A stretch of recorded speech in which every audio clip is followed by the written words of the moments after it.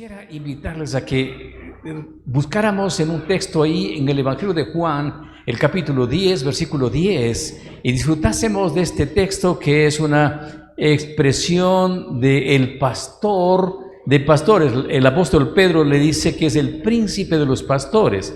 En esta mañana que han tenido la gentileza de evocar este día que quizás la iglesia cristiana se ha dado a raíz del Día de la Reforma, se ha dado en dedicarlo como por el Día de los Pastores, pero necesitamos hablar del pastor de los pastores. Entonces, él dice de la siguiente manera en Juan, el capítulo 10, versículo 10, así dice el pastor: el ladrón no viene sino para hurtar, matar y destruir, y yo he venido para que tengan vida y para que la tengan en abundancia. Yo soy el buen pastor, y el buen pastor su vida da por las ovejas. Bueno, realmente es una expresión que esta mañana, comunicándonos con una dama, ella expresaba su dolor porque su señor esposo no llegó a casa anoche.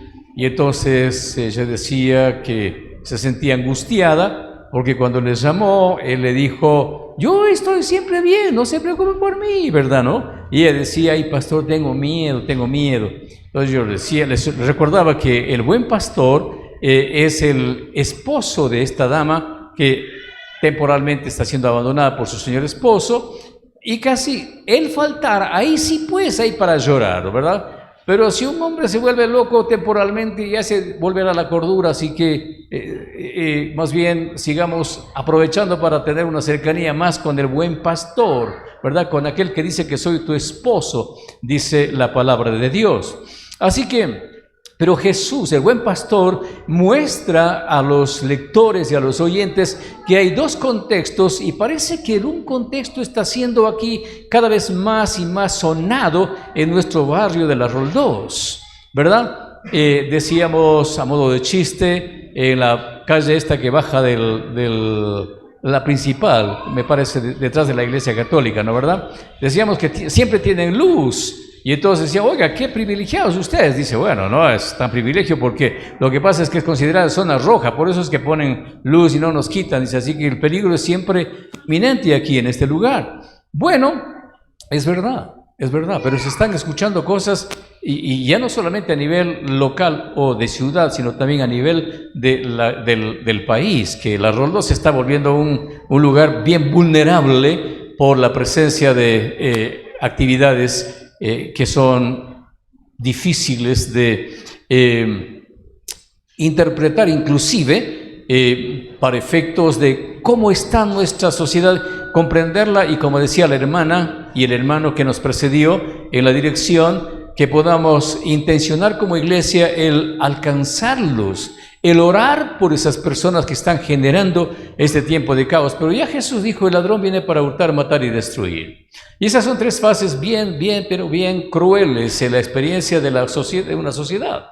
Miren ustedes cómo nos estamos adaptando en cierto modo a una condición para la que no nacimos. No nacimos a estar en temores, en miedos, huyendo, qué sé yo, ¿verdad, no? Nacimos para estar en paz. Pero Jesús dice: no, el ladrón vino para hurtar, matar y destruir. Quiere decir que en el barrio de las Roldós ya está dominando, está gobernando este personaje que no precisamente tiene que ver con personas. Este personaje usa a las personas, pero es este personaje quien está causando este grave daño a la comunidad. Y es cada vez, como digo, cada vez más y más las noticias difíciles que se están escuchando acá, como las muertes que hemos conocido han sucedido. Mas Jesús dice: mas yo he venido para que tengan vida y para que la tengan en abundancia. Ese es el contexto en el que el Señor, nuestro Dios, nos dio para que nos desarrollásemos como personas, como familias. Vida y vida en abundancia. Cuando nosotros pensamos entonces en ¿de qué lado? Es interesante la presentación que hicieron nuestras damas acá, formidable, ¿verdad? ¿De qué lado estamos? ¿Estamos del lado del ladrón o estamos del lado de Jesús que dice que vino para dar vida y vida en abundancia? Y sin duda, siempre va a coexistir esta realidad. Siempre va a haber el ladrón con nosotros y va a haber la palabra de Jesús con nosotros. Ahora, es importante cómo comportarnos en un contexto así, ¿verdad, no? ¿Por qué? Porque los que estamos con Jesús estamos en contextos donde el ladrón está gobernando, está dominando, ¿verdad? Y ellos a su vez vienen acá a estos contextos y de pronto no ven nada, no escuchan nada por parte de la iglesia, ¿verdad? Y entonces sí necesitamos, a la luz de un texto que quiero proponerles ahora mismo, en el Antiguo Testamento está el libro de Habacuc.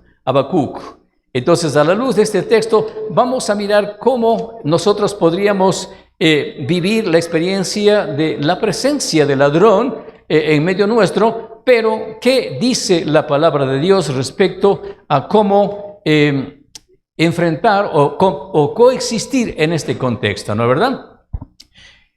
Habacuc, el capítulo 2, versículos del 1 al 4, dice lo siguiente: sobre mi guarda estaré y sobre la fortaleza firmaré el pie, y velaré para ver lo que se me dirá, y qué he de responder tocante a mi queja.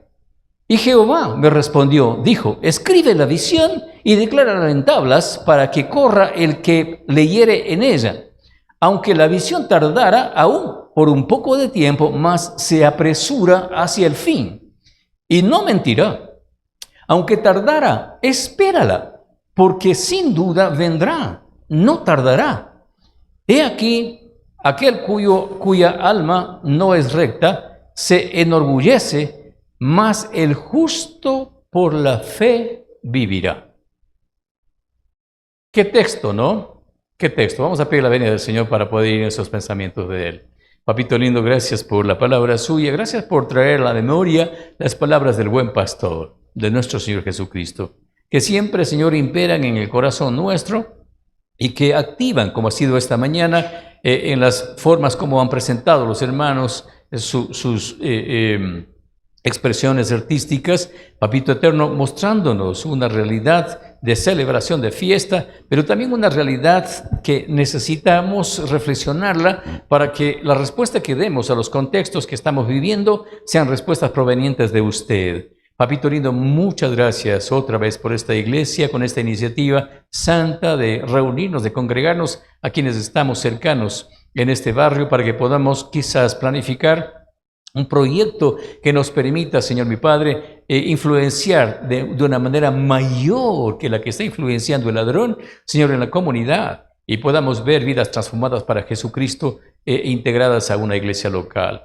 Papito lindo, presídanos en esta mañana en su palabra y use al predicador para ministrarnos. En el dulce nombre de su majestad, nuestro Señor Jesucristo.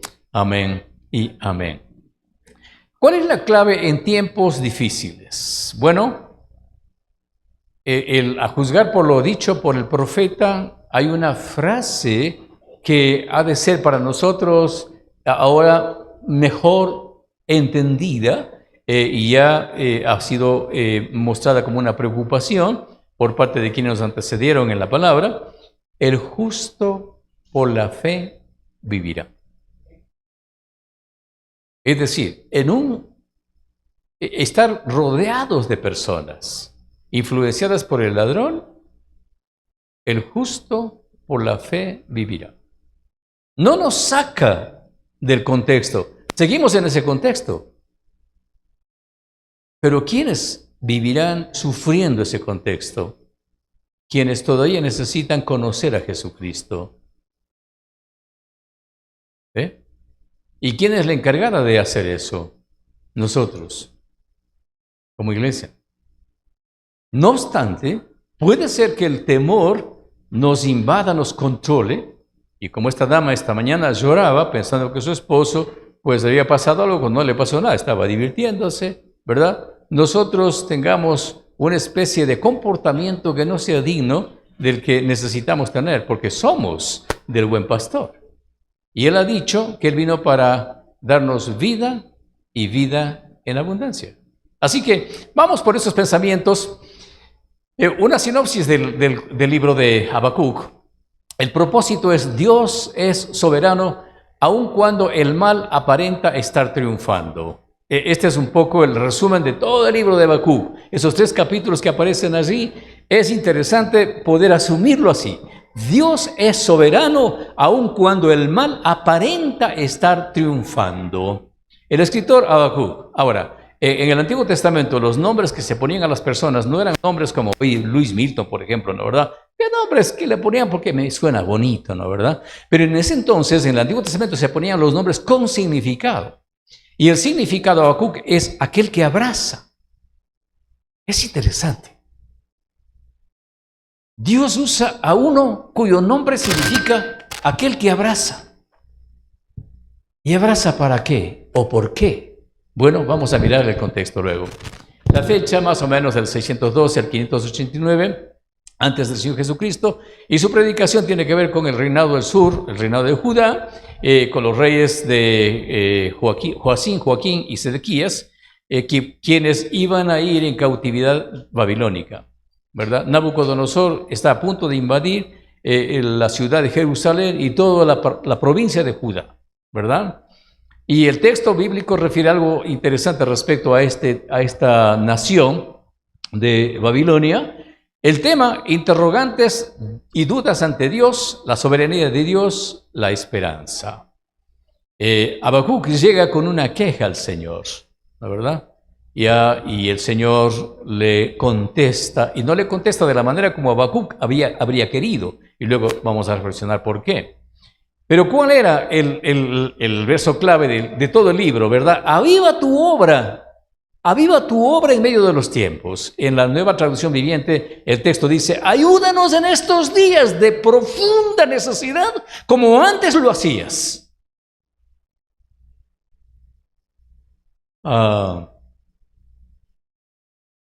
Yo vengo de la vieja guardia, tengo 70 años ya, y nosotros conocíamos a los que eran cristianos, que ya están con el Señor. ¿Cómo se hicieron?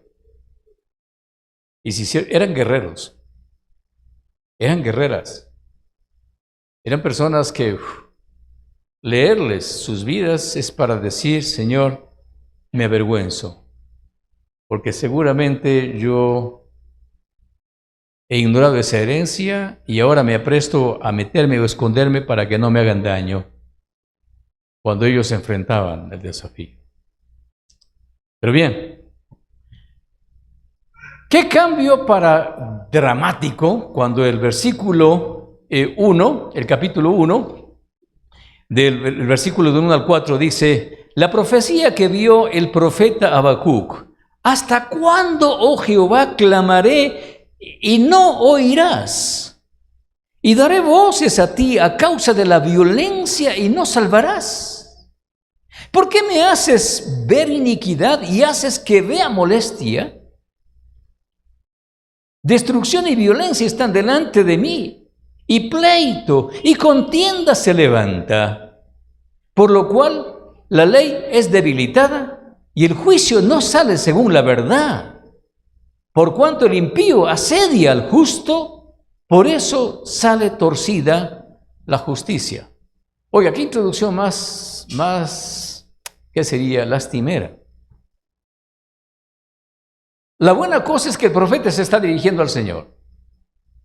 Porque la crisis que tenemos ahora es que nosotros empezamos a comentar unos con otros, maldecimos al gobierno, maldecimos a las autoridades, maldecimos al país, maldecimos todo lo que nos rodea, maldecimos al vecino, maldecimos mi fracaso económico. ¿Ve? En vez de ir al Señor y decirle, Señor, algo está pasando. Fue la parte buena de Habacuc. Pero aún así, él llega con reclamo, él llega pateando a la puerta. No llega con respeto al Señor. ¿Hasta cuándo? Le dice. ¿Hasta cuándo? Pero en el capítulo 3 del libro no cierra de esta manera, sino miren cómo cierra, versículos 17 al 19. Dice,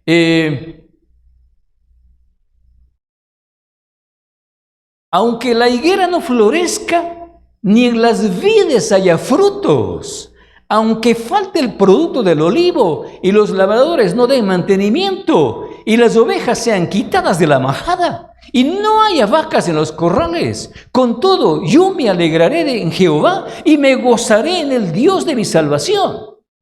Jehová el Señor es mi fortaleza, el cual hace mis pies como de ciervas y en mis alturas me hace andar. Oiga, qué contraste. En tan solo 3 capítulos, empieza de luto y termina en fiesta. Y la pregunta es, ¿qué pasó? ¿Qué sucedió entre el primer capítulo y el último capítulo? ¿Qué sucedió? El pueblo está enredado en una pecaminosidad sin precedentes y Dios no había intervenido. Porque la queja de Habacuc es que en el pueblo, en la nación, digamos hoy, en la iglesia de Cristo, hay un comportamiento inadecuado, hay un comportamiento irreverente, hay un comportamiento de desconfianza, el liderazgo, la membresía. Y Dios estaba en silencio. Versículo 4 del capítulo 1, sin ley, sin justicia, incremento de perversión, corrupción de la justicia. Y para colmo, dice la palabra de Dios, hablando al Señor, respondiéndole a Habacuc, le dice, Dios traerá a los babilonios para hacer volver a la cordura a la nación de Judá. Y estos babilonios son crueles. Es como traer a un grupo terrorista a que ponga orden aquí en la Gemerol 2. ¿Qué voy a esperar? Pero así es la respuesta de Dios. Y estos babilonios, versículos 6 y 7 del capítulo 1, son crueles, son violentos, hacen lo que se les antoja, son feroces, son imbatibles. La pregunta fue respondida con una respuesta que le dejó, me imagino, a Habacuc sin aire. Y Habacuc vuelve a la respuesta del Señor, vuelve a argumentar y dice, ¿por qué usas a estos que son más malos que nosotros? ¿Por qué vas a usarlos? Bueno, ¿cuál es la clave? El capítulo 2 es el puente entre la desgracia y la fiesta, entre el luto y la vida, entre la confusión y el día claro. Capítulo 2. En los versículos del 1 al 4, el Señor le dice a Habacuc, ya después de que le pasa su coraje a Habacuc allí, le dice, sobre mi guarda estaré. Dice, te voy a hablar, pero ahora ponte atento. Entonces Habacuc dice, sobre mi guarda estaré, y sobre la fortaleza firmaré el pie, y velaré para ver lo que se me dirá. ¿Y qué he de responder tocante a mi queja? Y Jehová me respondió y dijo, escribe la visión, declárala en tablas para que corra el que leyere en ella. Hermanos, qué lindo ver a esta iglesia Ruí con la pancarta de su visión y su misión así, adelante. Nadie puede ignorar cuando uno entra por primera vez y la visión y la misión de esta iglesia. Nadie. Y lo que está diciendo el Señor, hay iglesias sin visión, hay ciudades sin visión, hay naciones sin visión, que es lo que nos está pasando al Ecuador. No hay visión.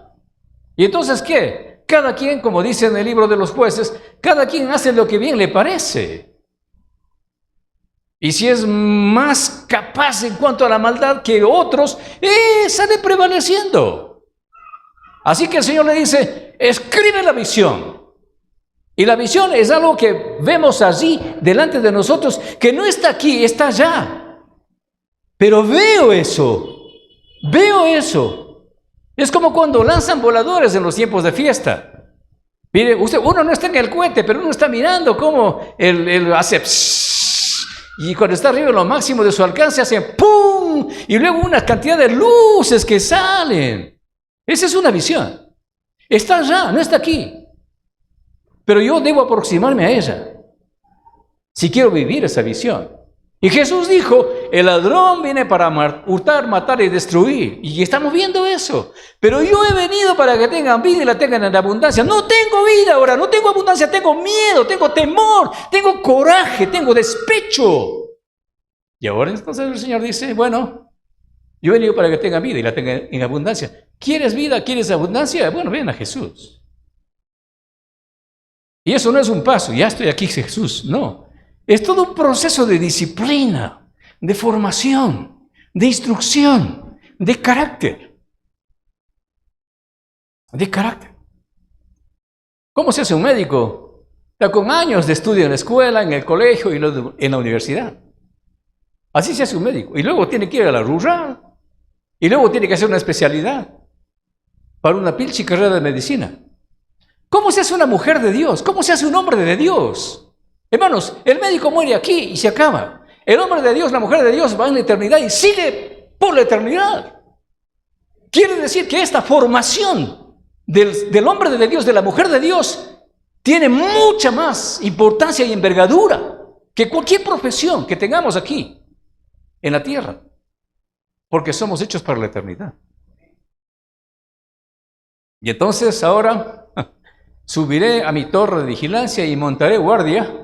Allí esperaré hasta ver qué dice el Señor y cómo responderá a mi queja. Ya Él dice, me estoy quejando. Muchas gracias por esta iglesia que siempre alimenta la fe, porque me han puesto café. Entonces, la parte de la fe alimenta la fe, ¿ve? ¿Vieron? Gracias. Muchas gracias. Me encanta, ¿eh? Entonces el Señor me dijo, escribe mi respuesta con claridad en tablas para que un corredor pueda llevar a otros el mensaje sin error. Esta visión es para un tiempo futuro, describe el fin y este se cumplirá. Aunque parezca que se demora en llegar, espera con paciencia, porque sin lugar a dudas sucederá, no se tardará. Mira, los orgullosos confían en sí mismos y sus vidas están torcidas. Pero el justo vivirá por su fidelidad a Dios. Es la versión de la Nueva Traducción Viviente. Me encanta más. Mas el justo por la fe vivirá, dice la Reina Valera, y en esta Nueva Traducción Viviente dice, pero el justo vivirá siendo por su fidelidad a Dios. Por su fidelidad a Dios. ¿Qué hay delante de nosotros? Hay tentaciones. También hay pruebas. ¿Y cuál es la tendencia natural de la persona que está tentada? Si la tentación vale la pena, aprovechemos. Porque a lo mejor no se presenta otra oportunidad. Es lo que hacen nuestros políticos. Llegan al puesto y no ven qué hay que hacer. Ven dónde está lo que hay que tomar. ¿Qué hacemos cuando la prueba es difícil? Oh, Señor, lloramos y nos vamos, y nos abandonamos, nos apartamos del Señor. Pero el texto bíblico dice, la clave está en que el justo, por su fidelidad a Dios, vivirá. O sea, quédate, no te vayas. No te vayas en pos de la tentación, no te vayas en pos de huyendo de la prueba, no. Sé fiel, mantente así. Y luego entonces el verso 14 dice, la tierra será llena del conocimiento de la gloria de Jehová, como las aguas cubren el mar. Hermanos, hoy estamos como estamos y algo tenemos que hacer, pero no siempre será así. No siempre será así. No siempre su marido estará torcido, no siempre su esposa estará torcida, no siempre sus hijos andarán torcidos, no siempre. No siempre sus padres estarán ahí desentendidos, no siempre. Dios va a hacer algo en él, en ella, en ellos, Dios lo va a hacer. Pero si usted permanece, ahora pues, entonces la visión hace la diferencia. Los hebreos lo traducían como el halam, la palabra visión, que significa atar firmemente. Es un pensamiento del señor Jonás González, de una obra que se llama De siervo a Señor, hablando de Jesús. Los Boy Scouts, ustedes han sabido de ellos, y alpinistas suelen hacer un nudo en el cabo o en la cuerda, que al escalar una montaña, aunque alguien resbale, se queda pendiendo de la cuerda y no cae a las profundidades. Esa es una visión. Esa es una visión. Usted se resbala, usted se revuelca, usted va y sufre penalidades, pero es sostenido ¿por qué? Por esa verdad que el Señor le ha dicho. Yo he venido para que tengan vida y la tengan en abundancia. Me quedé con esta mujer, ¿por qué? ¿Porque es bonita? No. ¿Porque es buena gente? No. Porque Cristo Jesús dijo, esa es tu esposa, que está loca por un tiempo, está bien. Pero quédate con ella porque es tu esposa. El Señor te ha dicho, no te quedes con ella porque es linda. Su marido está loco, sí, pero quédese con él. ¿Por qué? No porque el hombre está medio simpático, no, sino porque el Señor lo dice. Porque el Señor lo dice. Mas el justo, por su fidelidad a Dios, vivirá. Esa cuerda que nos hace vivir experiencias, estoy en medio de personas que amenazan con mi vida, estoy en medio de situaciones que son de apremio, pero hay una visión, Los 3 jóvenes amigos de Daniel le dijeron a ellos, van a ser muertos, quemados. Así que inclínense ante la estatua. Ellos tenían una visión. Dijeron, el Dios de los cielos, Él nos va a librar de tu horno. Le dijeron a este rey persa, Él nos va a librar de tu horno. Pero si Él no lo hace, igual no lo haremos. Igual no nos postraremos delante de la estatua. No lo haremos. Eso es visión. Eso es visión. Estamos en apremio, estamos en riesgo, estamos en crisis, pero aquí me quedaré. Señor, y Pablo decía de la siguiente manera, pues si vivimos, para Él vivimos, y si morimos, para Él morimos. Sea que vivamos o que muramos, del Señor somos. Pero el justo por la fe vivirá. Fidelidad a Dios. Romanos 10:17, ¿cómo viene la fe? Hermanos, no nos engañemos. La fe no es algo que uno se encuentra en la esquina. La fe no es algo que uno dice, no, yo sí creo que Diosito es bueno, así que Diosito me debe ayudar. No, esa no es la fe. Romanos 10:17 dice, ¿qué cosa? Que la fe viene por el oír, y el oír por la palabra de Dios. Bueno, no se fíe de esa fe que viene. No te preocupes, mijita, ya me pasan las cosas. No se fíe de eso.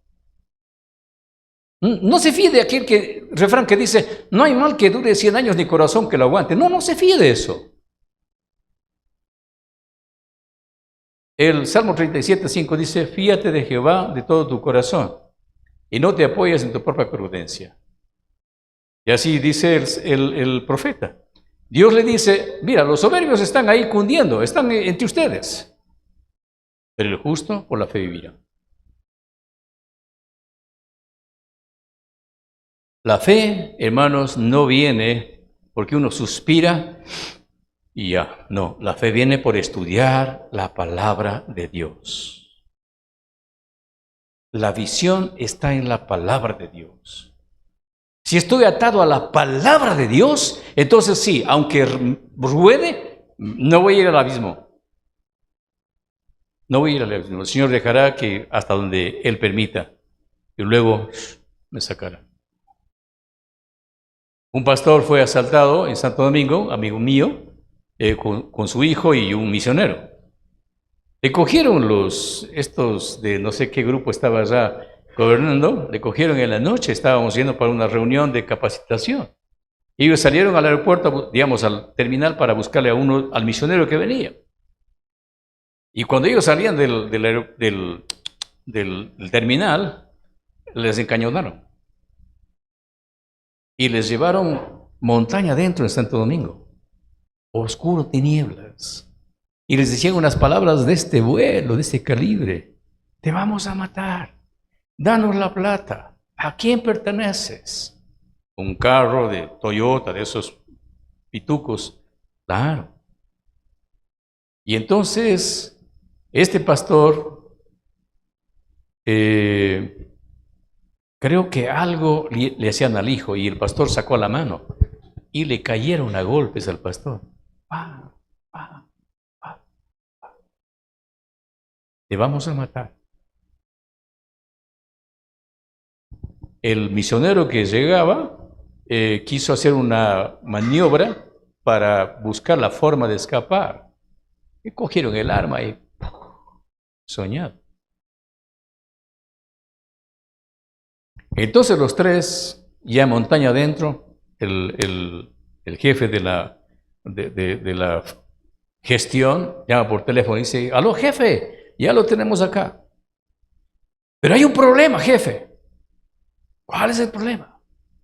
Están cantando. Y hay Biblias en el carro de ellos. Y parece que son cristianos. Este jefe entra en pánico y les dice: suéltale en este momento, devuélvele lo que tomaste de ellos, anda a dejarles donde les asaltaron y no les hagas absolutamente nada, porque la mafia no se mete con los cristianos. Hermanos, increíble. Yo estaba llegando el sábado, de mañanita para el taller que teníamos, y el pastor estaba con la carita hinchada, el hijo también, de los golpes que se habían dado, pero antes de saber quiénes eran. Reaccionaron y cantaron al Señor. Son cristianos.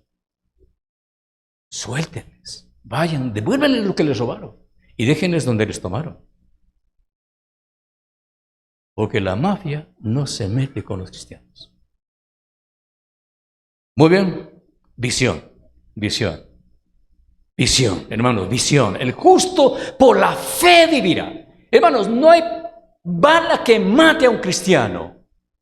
La voluntad de Dios es la que dice: mi hijo, vamos a casa, ya estamos listos. ¿Cuánto conoce usted a Dios? El conocer a Dios, el conocer de Dios es información. Y esa es una de las trampas que tenemos. Yo conozco de Dios y eso es información.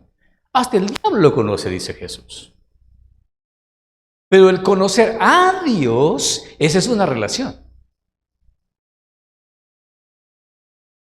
Y el justo no vive por conocer de Dios, sino vive por conocer a Dios. Nuestro Señor Jesucristo expresó en Juan 17:3, y esta es la vida eterna, que te conozcan a ti, el único Dios verdadero, y a Jesucristo a quien tú has enviado. Hermanos, nosotros pensamos en la eternidad como lugares así etéreos, así lugares extra de acá del universo. No se trata de eso la eternidad. La eternidad se trata de una relación con el Padre y con su Hijo Jesucristo y su Majestad, su Santo Espíritu. Esa es la eternidad. Esa es la eternidad. Entonces a veces uno se hace ideas de: ¿qué voy a hacer en la eternidad? Sentado, estar ahí alabando, y cuando me canse de alabar, ¿qué hago? Qué equivocados estamos. La eternidad no es un lugar ni es un tiempo, es una relación con el Padre, con el Hijo y con el Espíritu Santo. El desafío está en asirnos de la visión de Dios, que el justo vivirá por la fe. Pero la fe viene por el oír y el oír por la palabra de Dios. Y entonces, ¿qué? Contemplaremos la gloria de Dios. ¿Y qué es la gloria de Dios? Cuando estaban listos para ser disparados, empiezan a cantar. Y el jefe de los asaltantes dice: oye, creo que son cristianos. Hermanos, ¿qué es la gloria de Dios? Esos tres que descienden al horno de fuego y salen campantes como si hubiesen estado en un sauna, y quizás ni siquiera sudando. Estos tres, papá, pastor, hijo, que ahora está estudiando teología, y el misionero, que estaban encañonados, empiezan a cantar y luego el revólver se vira hacia un lado y empiezan a tener miedo y les sueltan. Esa es la gloria de Dios, hermanos. La gloria de Dios. La gloria de Dios, este joven de la iglesia Gedeón viene con su esposa y su bebé, perdón. Vienen del centro y se van a quedar en la peluquería para cortarse el cabello. Y la esposa le dice: mi hijo, de una vez. Y él, pensamiento, dice: no, estoy cansado. Vamos a la casa mejor, compremos comida, veamos una película. Van subiendo en el bus. 5 minutos más tarde, balacera en ese salón de belleza. Balacera. Él iba a estar allí. Y Dios le dice: no, ve con tu familia. Esa es la gloria de Dios, hermanos. Esa es la gloria de Dios. Contemplaremos la gloria de Dios. Solo se puede conocer a Dios y su gloria conociendo a Jesucristo. No solo de Jesucristo, sino a Jesucristo. ¿Por qué? De Juan 17, 5 y 10, Él es la gloria de Dios. Lo inexplicable del canto es el capítulo 3. Ya estamos terminando, hermanos, así que vamos a ir ya descansando de esta tortura para ustedes y placer para mí. Versículo 1, oración del profeta Habacuc sobre Sigionot. Versículos 1 al 4. Oh Jehová, he oído tu palabra y temí. Oh Jehová, aviva tu obra en medio de los tiempos. En medio de los tiempos, hazla conocer. En la ira, acuérdate de la misericordia. Dios vendrá de Temán, el santo Dios del monte de Parán. Su gloria cubrió los cielos y la tierra se llenó de su alabanza, y el resplandor fue como la luz, rayos brillantes salían de su mano y allí estaba escondido su poder, la gloria de Dios. Pero hace referencia el profeta a cuando Israel venía por el desierto y no tenían agua y tenían que llegar a la tierra prometida, y les dicen a esta tribu de los ya 70 años, hermanos, se van quedando los nombres ahí, no sé dónde se quedó, pero por ahí se quedó.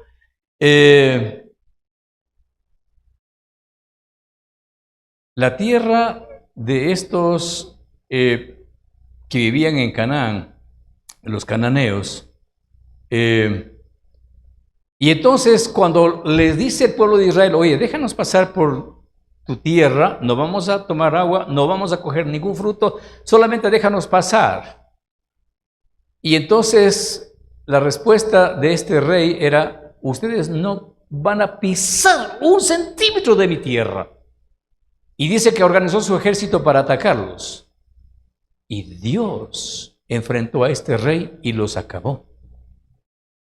Los acabó. E Israel posesiona la tierra de estos enemigos a quienes Dios les hizo frente. Hermanos, esta palabra: oh Jehová, he oído tu palabra y temí. Oh Jehová, aviva tu obra en medio de los tiempos hazlas conocer. Tal vez nosotros, por las cosas que escuchamos acá, estamos temerosos, estamos con la boca callada, estamos buscando dónde escondernos, pero hermanos, es tiempo de brillar. Es tiempo de proclamar. Es tiempo de organizarnos y de pronto estar en cada esquina, como he visto otras organizaciones religiosas, en cada esquina allí, dispuestos con un rotulito que decía: ¿podemos orar por usted? Es tiempo. Organicémonos. No es tiempo de escondernos. Pero su palabra nos hizo temer al profeta. Su palabra. Hermanos, si estamos atados a la palabra, no va a suceder con nosotros absolutamente nada que Dios, en su buena voluntad agradable y perfecta, lo consienta. No va a suceder. Aunque estén rodeados por cantidad de asaltantes o enemigos. Porque el poder no está en el arma, ni en el delincuente, el poder está en Dios. Pero tenemos que creerle a la palabra. Porque si usted, cuando se ve amenazado, empieza: ay, pobrecito, ¿y ahora yo qué hago? A mí, que soy mi esposo todavía y no he amado, soy jovencito todavía. Seguramente ve la persona que viene por parte del ladrón y aprovecha de esa realidad. Pero si hay un hombre de Dios o una mujer de Dios y dice, un ratito, primero pídele permiso al Señor que te dé permiso para tocarme. Si Él te da permiso, me vas a tocar. Pero si no te da permiso, cuídate porque Él te va a tocar a vos. El justo por la fe vivirá. Hermano, necesitamos ver esa visión. El justo por la fe vivirá. ¿Quién es el justo? Usted. ¿Quién? ¿Por qué? Porque es una mujer de fe, porque es un hombre de fe. Pero ¿cómo se alimenta la fe? La fe viene por el oír y el oír por la palabra de Dios. Hay fe de un niño, como dice 1 de Juan en el capítulo 5. Hay fe de un joven, el capítulo 2. Hay fe de un joven y hay fe de un padre. ¿Cuál fe es la que usted está teniendo?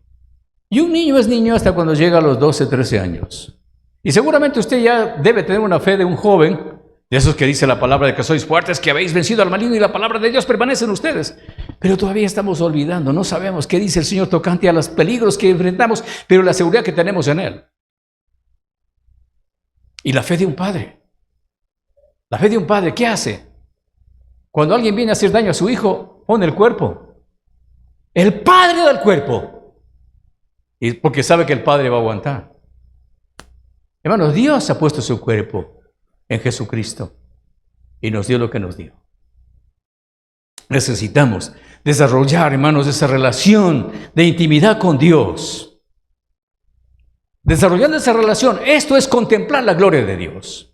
Y permítame terminar con esta paráfrasis que me permití y el Señor me dio la gracia de poder decirlo así. Si hablamos del capítulo 3, versículo 17, con lo que concluimos esta homilía, digamos ahora en los tiempos actuales, ¿cómo estamos? ¿Verdad, no? ¿Cuáles son nuestros peligros? ¿Cuáles son nuestras amenazas? Y diríamos, así diría el profeta Habacuc hoy en día, aun cuando la lluvia no se haga presente en nuestro país, las cosechas se vuelvan escasas y se incrementen los apagones. Hoy en día hay un revuelo nacional. Y tienen ganas de ponerle fuego al gobierno. Pero la lluvia, hermanos, la lluvia no maneja el gobierno. La lluvia maneja el Señor. Lo maneja el Señor. Esto no es un tema del gobierno. Este es un tema del Señor. El Señor está tomando al país de Ecuador y está poniéndolo frente a unos babilonios que no sabemos qué hacer. Y claro, el ladrón aprovecha. Y empieza a vender plantas eléctricas a precios exorbitantes. Ojalá que ninguno de nosotros caigamos en la trampa. Aun cuando los gobernantes en el país continúen aprovechándose de los gobernados y desfalquen las arcas oficiales del Estado, aun cuando los precios se incrementen y los sueldos no cubran el presupuesto familiar, aun cuando las nuevas generaciones deseen vivir conforme a las depravaciones de la carne, rebelándose contra Dios y su palabra, aun cuando las familias decidan destruirse por egoísmo y ambiciones, como el ratón es atrapado por la seducción del queso, aun cuando la delincuencia continúe haciendo de las suyas, extorsionando y matando a la gente. Hasta aquí la paráfrasis. El profeta dirá, con todo, yo me regocijaré en el Señor. Estaré feliz en el Dios de mi salvación. El Señor, Dios, es mi fortaleza y me dará la velocidad del ciervo y me conducirá con seguridad sobre las montañas. Hermanos, es un compromiso con la palabra. No siga siendo así tan dejado de la Biblia. Inscríbase en un instituto, inscríbase en un seminario, mande a sus hijos a un seminario, mande a sus hijos a un instituto bíblico. Hermanos, si ellos son formados, más adelante van a ser hijos de bendición.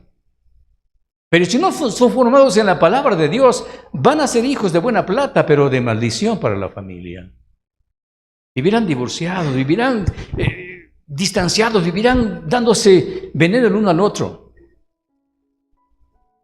Ustedes atrévanse a inscribirse como parejas jóvenes aquí en la iglesia, en la capacitación que el pastor y la congregación ofrezcan. No es para otros, es para usted. Ese es el compromiso. La fe viene por ahí. La fe viene por ahí. Yo aspiro, anhelo que esta mañana y tarde ustedes puedan con las otras predicaciones disfrutar de lo que el Señor nuestro Dios seguramente va a ratificar. Pero el justo por la fe vivirá. Y la fe se cimenta, se origina en la palabra de Dios. Cuanto más palabra, cuanto más formal haga usted su estudio de la Biblia, mayor capacidad de fe tendrá para confiar y vivir tal y como dijo la palabra. Hay delincuencia, hay corrupción, hay cualquier cantidad de amenazas, mas el justo por la fe vivirá. Padre, gracias por esta mañana. Permítanos, Señor mi Padre, disfrutar de una decisión en el corazón donde podamos responderle a usted: sí, Señor, yo quiero aprovechar las oportunidades que la iglesia me brinde tocante a cómo formarme en su palabra. Precioso Dios, que este pensamiento cunda en el corazón de cada mujer y varón que se ha dado cita aquí a este lugar, y que en las iglesias a las que pertenezcamos, Señor, se abarroten de ellos y de sus familiares para estudiar la palabra. ¿Por qué? Porque esa es la visión que nos va a permitir estar serenos, seguros y estables en medio de estos caos que no van a mejorar, van a empeorar según los pronósticos de la gente. Porque el ladrón está, Señor, y está hurtando, está matando y está destruyendo. Señor, yo quisiera seguir asegurando mi vida y los míos en esta condición de fe. De fe. Vivir por la fe, no escondido, sino blandeándola, compartiéndola, mostrándola, exhibiéndola, con santa humildad. Padre mío, mi pastor, nuestro rojí, bendito sea mi amo por haberle dado este nombre a esta congregación, que sigan haciéndole honor, para que los que se albergan en esta rojí y en las otras congregaciones sean los justos que vivirán por la fe. En el nombre precioso de su majestad, nuestro Señor Jesucristo, y todos decimos, amén.